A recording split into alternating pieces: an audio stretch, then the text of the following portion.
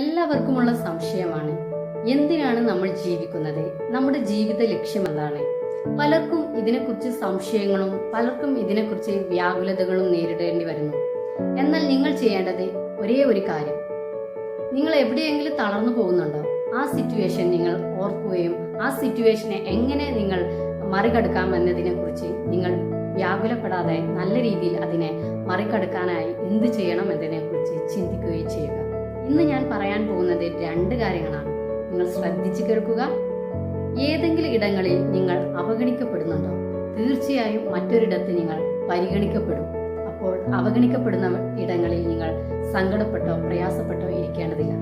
കാരണം നിങ്ങളെ പരിഗണിക്കുന്ന പലയിടങ്ങളും നിങ്ങളുടെ മുന്നിൽ തുറന്നു കിടക്കുകയാണ്. അങ്ങോട്ടേക്ക് നിങ്ങൾ ചെല്ലുകയും അവിടെ നിങ്ങൾ പരിഗണിക്കപ്പെടാനായിട്ട് കാര്യങ്ങൾ ചെയ്യുകയും ചെയ്യും.